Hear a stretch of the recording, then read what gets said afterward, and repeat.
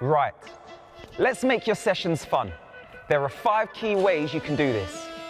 Show that you care, have fun yourself, speak their language, be playful, and lastly, use competition positively. Here, we can see the importance of really engaging with the kids.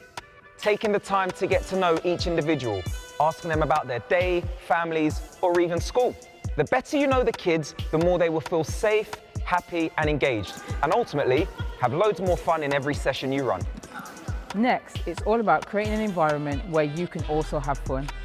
By having fun, you'll create a positive energy that the kids will feed off, making their experience even more positive. A good way of doing this is to join in the activities, but only if it's appropriate.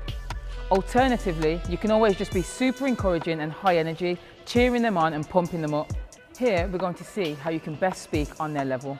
Make it relevant, be enthusiastic, and use their favourite cartoons, video games, or fairy tales as a reference. We live on an island that's full of volcanoes.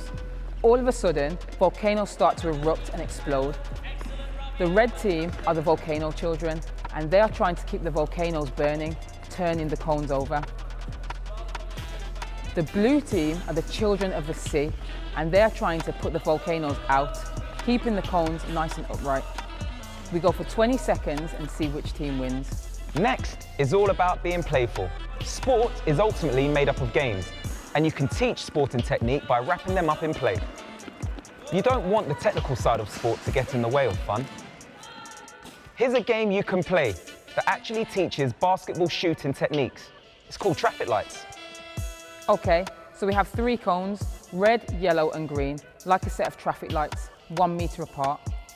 Start at the red cone and try to score. When you do, move to the yellow cone, and when you score from there, move to the green cone.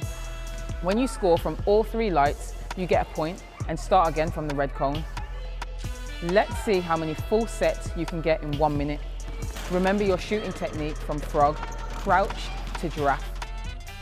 By camouflaging more technical elements within a game and also putting instructions into their language, you can keep those levels of fun throughout without it feeling too serious or practical. Let's move on to our last section, positive competition. Finally, let's show how a coach can make competition positive. When competition is fair, kids can have a lot of fun competing. Let's take a look at some competitive games we can play. We are going to play Save the Egg. We have 2 teams, the Egg Keepers and the Magpies. The Egg Keepers pass the egg, the ball, around as many times as possible until the Magpies steal it. Remember how many passes you have made and change over so the keepers become the Magpies. Right, let's do one more game. It's called Crazy Baseball and is a mix of baseball and any other sport you like. 2 teams, one is batting, the other is fielding. The batting team is going to throw the spongy ball as far as possible, and the fielders have to work together to bring it back to the plate by passing it to each other. While the fielders are doing that, the batsmen try and score as many penalties as possible, your runs, against the opposition's goalie. When everyone has been, we change over. And there we have it, 5 tips to make every session fun. 1, show you care. 2, enjoy yourself. 3, speak their language on their level. 4, be playful. And finally, use competition positively. See you at the next module.